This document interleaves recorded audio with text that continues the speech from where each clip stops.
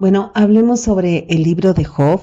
Hay quien lo considera la cumbre del genio poético hebreo, el ejemplo supremo entre los antiguos textos sapienciales, a la altura de las más altas literaturas, la de Homero, Dante, Virgilio, la Bhagavad Gita o Shakespeare. Se trata pues de una obra excepcional, una admirable fusión de narrativa popular, alto lirismo, lamento individual, oráculo profético, tragedia filosófica, poema didáctico de la literatura sapiencial. Bueno, Jorge Luis Borges decía que si hay un libro que merezca el nombre de sublime, ese es el libro de Job. El poema relata las vicisitudes de un jeque idúmeo, poderoso y respetado. Es un sabio, pues, cuya piedad extraordinaria es mencionada por el profeta Ezequiel, comparándolo con Noé, con David, que vivió en los confines de Arabia y Edom, en Udemea, que es una región célebre por sus sabios, a quien pues el dios hebreo Yahvé o Jehová permite que Satanás torture física y mentalmente para probar su integridad y su fe. Se sabe muy poco del autor. Algunos creen que data de la época de los patriarcas, otros, muy pocos, dicen que era anterior a Moisés y que Moisés tradujo el poema, el libro de Job, pues de algún dialecto semítico al hebreo. Bueno, esto es imposible de creer. En realidad la mayoría lo que afirma es que fue escrito 5 o 6 siglos antes de nuestra era, en la época de la poesía lírica griega. Por otro lado, pues varios orientalistas piensan que el hecho de que un jefe tribal edomita sea interpelado por el dios de los hebreos, pues sugiere que el poema fue escrito en una fecha anterior al siglo VI antes de Cristo, y pues basan esta suposición en que pues la desconfianza de los israelitas que sentían, ¿no?, hacia los edomitas estaba totalmente acentuada, ¿no? Mire, Francisco de Quevedo escribió una obra ascética maravillosa titulada La constancia y paciencia del santo Job, una obra publicada póstumamente en 1713. Bueno, según don Francisco de Quevedo, el personaje se llamaba Jobab, Job y luego sumadas las letras A y B, Jobab, antes de su aventura con el dios hebreo y Satanás. Se le quitaron las 2 letras finales, según Quevedo, a su nombre, al nombre de Job, y Job significa el afligido, el que llora. Y según Quevedo, bueno, el poema presenta similitudes con los oráculos de Isaías y las lamentaciones de Jeremías.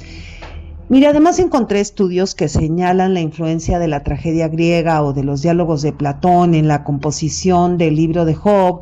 Borges anota que John Milton, poeta ensayista inglés, en un diálogo entre Cristo y Satán en su obra El paraíso recobrado, hace decir al primero, o sea, a Cristo, que el libro de Job es una tragedia aún superior a las de Esquilo y a las de Sófocles. Por otra parte, H.G. Wells, el autor de La máquina del tiempo, especulaba que el poema de Job es posterior a los diálogos de Platón y que el autor desconocido de El libro de Job había conocido los diálogos de Platón.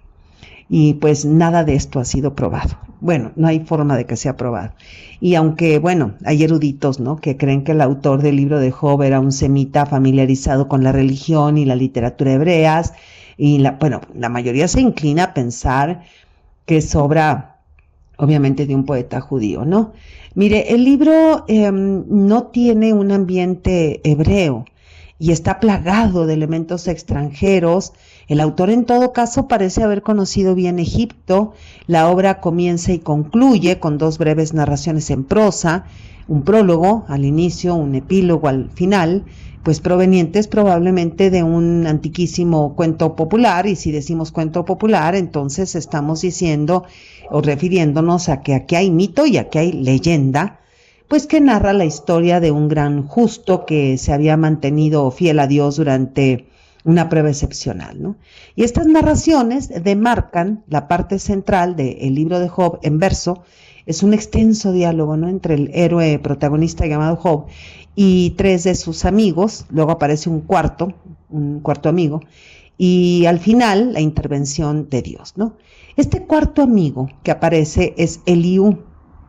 Y respecto a este cuarto personaje, le comento que algunos estudiosos piensan que su intervención es una interpolación, es decir, un añadido posterior a la redacción original del poema, porque Eliú no aparece ni en el prólogo ni en el epílogo, ¿no? Parece un pegoste ahí. Bueno, el argumento es el siguiente.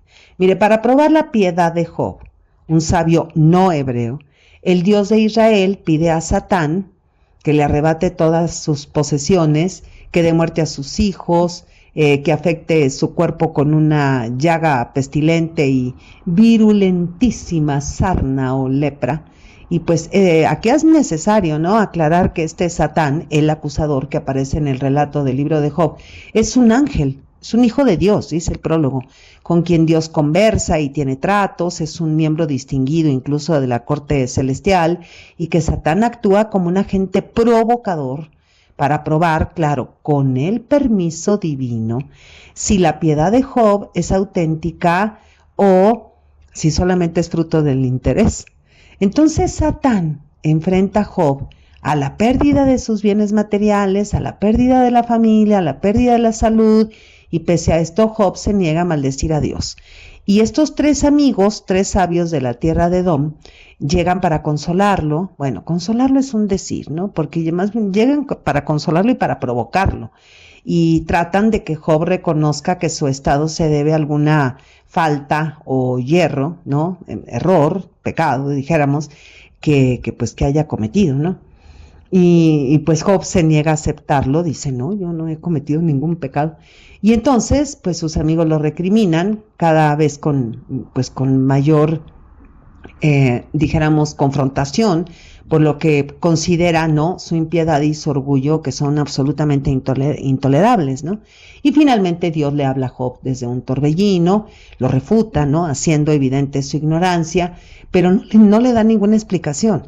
No se justifica en lo más mínimo ante él, no le da la menor cuenta de su trato con el diablo, con Satán, y no le ofrece ninguna respuesta razonable o satisfactoria por la prueba que le ha hecho pasar. Solamente declara su poder, ¿no?, planteándole una serie de preguntas sin respuestas sobre los misterios del universo, dado que Job es incapaz de responder. Imagínense cómo va a responder a estas cuestiones sobre la actividad divina y las maravillas de la naturaleza. O sea, ¿cómo puede Dios explicarle la profundidad de sus tratos al hombre, ¿no? Mire, existen muchas lecturas del libro de Job. Una que prevaleció durante siglos, nos dice Borges, sostiene que es una especie de fábula sobre el estoicismo, el hombre que sufre, el hombre que debe sufrir y que pese a todo no pierde su fe.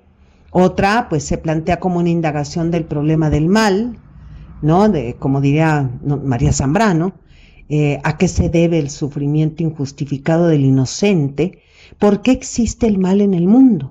Y una tercera, según Quevedo, señala que Dios es inexplicable, inescrutable, y que su naturaleza pues no puede ser comprendida por nosotros, ¿no?, por nosotras, hombres, mujeres, que somos incapaces de pensar a Dios en términos humanos. Eso es imposible y además es inútil. Es absolutamente inútil aplicar una medida humana a la divinidad. El universo existe, ¿no?, y en él existe nuestra desdicha, existe nuestra felicidad. No sabemos por qué. ¿Usted cómo ve? Porque si miramos bien, el personaje que describe el poema, el personaje Job, que está descrito ahí, pues es todo lo contrario de lo que muchos han querido popularizar. O sea, Job no es el resignado y paciente siervo, ¿no?, de Dios, sino un ser humano angustiado, indignado, que padece lo que a su juicio es un castigo injusto y que protesta con violencia por el modo como Dios lo trata. Y Job está convencido de su inocencia y no puede aceptar, pese a la insistencia, ¿no?, de estos amigos, pues que los males que él padece sean consecuencia de su maldad, de que él haya caído, ¿no?, en el error, en el pecado, en la falta. Bueno, ahora bien, mire, llama muchísimo la atención las personalidades de los tres amigos, ¿no? Están muy bien tratadas, muy bien trazadas. Elifaz, el amigo, aparece como un místico, el otro amigo, Bildad, como un sabio, Zofar, como un dogmático, y los tres amigos atormentan a Job para que sea, pues, un hombre arrepentido, un hombre sumiso, pero Job replica que todo se debe a un capricho de Dios y clama por la posibilidad de ir a un juicio con quien lo tortura sin motivo. Incluso exige la posibilidad de que un testigo imparcial pues intervenga para protegerlo de lo que él considera un abuso del poder de Dios. Bueno, es que como dice Quevedo, ¿no? Dice: encarcelábale el corazón en la congoja. Bueno, el tema central del poema es la agonía de un hombre que se siente perdido en un universo inexplicable y que percibe que ha sido abandonado por todos, incluso por la divinidad. Y esto es muy vigente porque, bueno, habría que preguntarse quién no se siente abandonado en un universo inexplicable. Mire, lo que atormenta a Job, el protagonista, y obviamente al autor del poema, es la cuestión de la justicia y el honor del humano en busca de su Dios. Esto es pues un sentido superior de la existencia. Y visto así, el conflicto que plantea el libro de Job es absolutamente de carácter moral. ¿Por qué tenemos que obedecer a unos lineamientos que nos dicen lo que debemos hacer de un modo y no de otro? Y mire, en su extraordinaria conferencia sobre el libro de Job, dictada en el Instituto Cultural Argentino-Israelí de Buenos Aires en 1965, Jorge Luis Borges dice, y así de memoria, porque recuerde que Borges ya estaba ciego desde hace una década. Borges queda ciego en 1955. Bueno, dice de memoria un poema de Ezequiel Martínez Estrada, poeta argentino, que además Ezequiel Martínez Estrada había muerto un año antes, 1964, y por eso suponemos que Borges lo trae a colación, ¿no? Y dice el poema de Ezequiel Martínez Estrada, dice: entre este mísero judío, pobre y ansioso de la muerte, y un Dios feroz que se divierte en la eternidad de su hastío, Satanás, el ángel sombrío, se alza divinamente fuerte. Y bueno, Borges, muy al estilo borgiano, pues va a refutar al poeta Martínez Estrada, que le comento que un año antes de la conferencia había fallecido, y dice Borges: a ver, para empezar, Job no era judío. Nació en tierra de idólatras, aunque se lo supone descendiente de Abraham. Con respecto al epíteto feroz, o sea, epíteto es el adjetivo feroz, aplicado a Dios, el verdadero y último objeto de mi conferencia, dice Borges, será demostrar que el propósito del libro de Job es que no podemos aplicar ningún epíteto, es decir, ningún adjetivo humano a Dios. No podemos medirlo según nuestras medidas, ¿no?, humanas, como ya habíamos dicho. Y en cuanto a Satán, el ángel sombrío, no es tal en los 2 primeros capítulos del libro de Job, dice Borges. Es más bien una suerte como de inspector divino, un ángel que recorre la tierra para examinar las obras de los hombres y que está en relaciones amistosas con la divinidad, pues conversa con él. Bueno, ahora bien, en El fuego inmortal, una novela publicada en 1919 de H.G. Wells, que según su autor es una adaptación del libro de Job, pues tenemos a un médico del año 1916, estoy hablando del argumento de la obra El fuego inmortal de H.G. Wells. Este médico ha perdido un hijo en la guerra, ha sido sometido a una operación, conversa sobre sus desdichas con unos amigos y luego, bajo la influencia de la anestesia, conversa personalmente con Dios. Y lo ve como una especie de viejo sabio que está trabajando en su laboratorio y trata de hacer un mundo aceptable usando un material extraño. Es decir, que Wells escribe un libro de un Job actual, me refiero a actual en la época de Wells, pues en el cual deliberadamente conserva los nombres de los protagonistas del texto bíblico, ¿no? O sea, Job y los demás. Y por otro lado, Goethe el precursor del romanticismo alemán, en el prólogo de su obra titulada Fausto, pues ahí Dios conversa con sus ángeles y Dios pregunta a uno de ellos: Satanás, ¿qué has estado haciendo? Y bueno, desde luego se presume que Dios ya sabe la contestación, ¿no? Porque pues es Dios. Y Satanás le dice: he estado rondando la tierra, cercando la tierra, y luego Dios le pregunta: si en la tierra has visto a alguien semejante a su siervo Job, temerosos de Dios. Y Satán le dice que finalmente pues no es tan raro que Job quiera y respete tanto a Dios. Y bueno, ahí es todo un tema, ¿no? Porque pues entonces Satán se acerca a Job. Y aquí lo que vemos es que pues no es raro que Job quiera y respete tanto a Dios, ya que Dios lo ha colmado de cosas maravillosas, ¿no? Tiene todo, tiene absolutamente todo, en el sentido material y en el sentido moral. Pero ¿qué pasaría si Dios retirara su mano de él? Entonces Job no sería tan virtuoso ni lo querría tanto. Y todo este diálogo se da entre Dios y Satán, ¿no? Y para Borges, entonces, a partir de toda esta situación que estamos viendo y que lo comentamos hace un momento, entonces hay tres interpretaciones del libro de Job. En primer lugar, la estoica; en segundo lugar, la del origen del mal; y en tercer lugar, la que supone que lo esencial del libro es lo inescrutable de Dios y del universo. Bueno, además, para Borges, el autor desconocido del libro de Job, pues parece que está conectado con el pensamiento de los griegos, quienes, estos griegos maravillosos que podían pensar en dos planos, ¿no? Podían pensar en el plano de las imágenes y en el plano de los razonamientos abstractos. Y claro, en el libro de Job, el poeta está razonando, pero bueno, es una maravilla para nosotros que esté poetizando. Y bueno, como dice Borges, ¿no? Es una cuestión, este libro es de lo más sublime. Bueno, ahora leeré un soneto de Concha Urquiza, poeta mexicana, y el poema obviamente se titula Job. Dice: él fue quien vino en soledad callada y moviendo sus huestes al acecho, puso lazo a mis pies, fuego a mi techo y cercó mi ciudad amurallada. Como lluvia en el monte desatada, sus saetas bajaron a mi pecho, él mató los amores en mi lecho y cubrió las tinieblas, de tinieblas mi morada. Trocó la blanda risa en triste duelo, convirtió los deleites en despojos, ensordeció mi voz, ligó mi vuelo. Hirió la tierra, la ciñó de abrojos, y no dejó encendida bajo el cielo más que la oscura lumbre de sus ojos.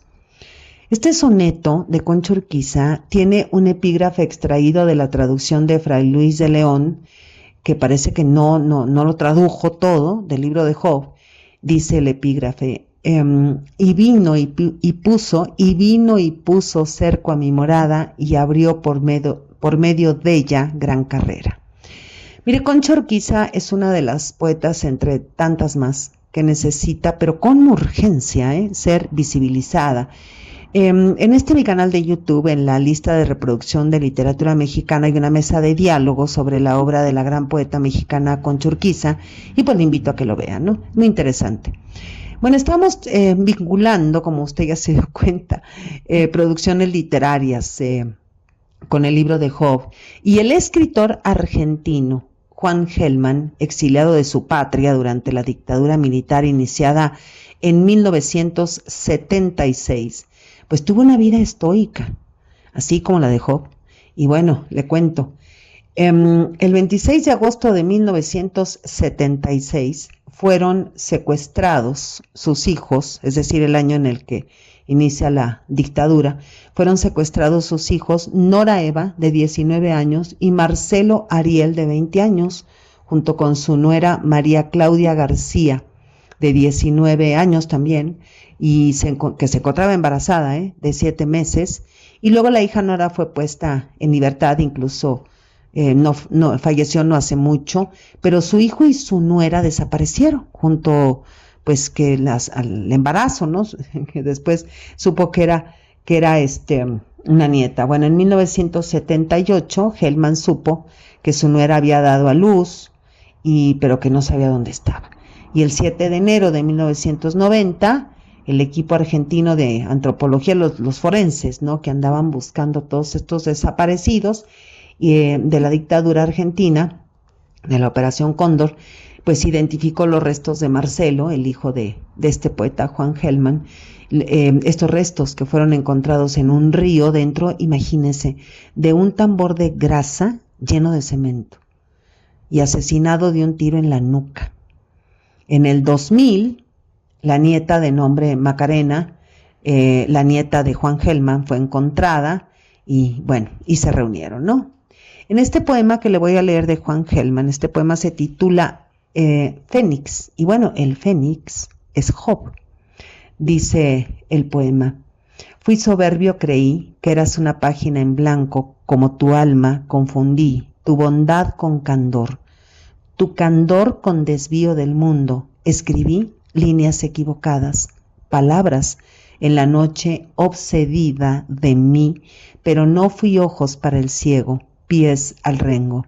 Me creí revestido de justicia, pensaba, pereceré en mi nido y como el fénix redoblaré mis días. Pero fui insensato y grosero, equivoqué mi camino hacia vos.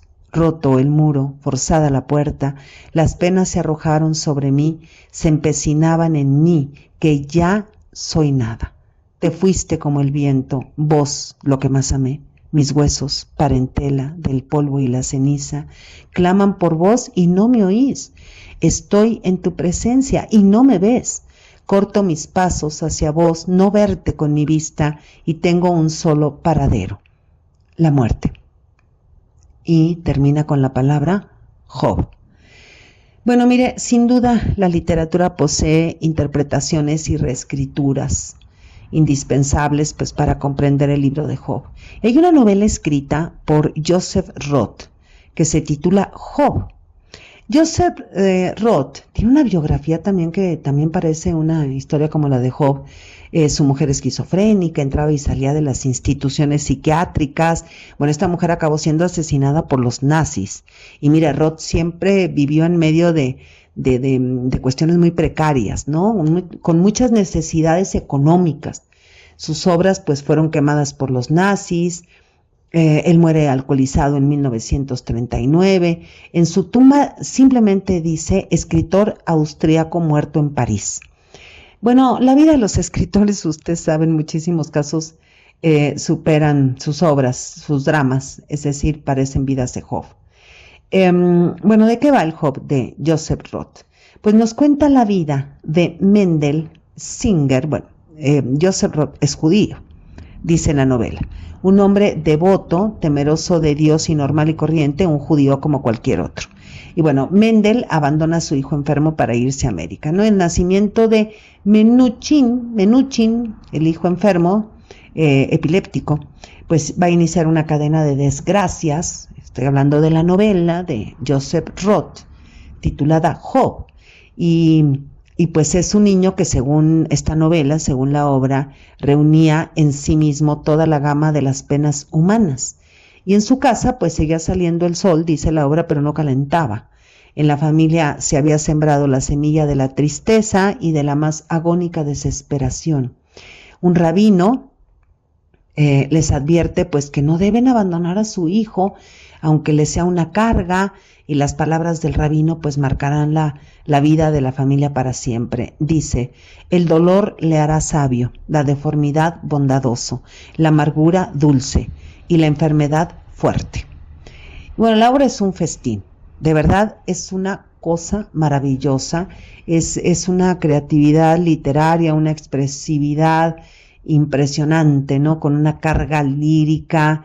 Y además estamos leyendo esta obra y quisiéramos que no se terminara nunca la lectura, ¿no?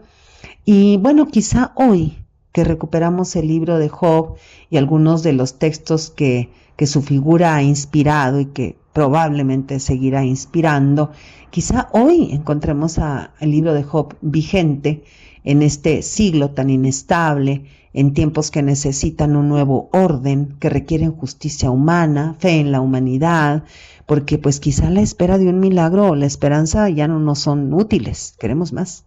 Hoy pues necesitamos crear respuestas a preguntas, por ejemplo, ¿cómo lograr que este mundo injusto sea más consciente? ¿Cómo lograr revertir el desinterés por el conocimiento? ¿Cómo merecer el nombre de humanidad? ¿Cómo merecer el nombre de humanidad? Soy Margarita Díaz de León, Literatura en Espiral.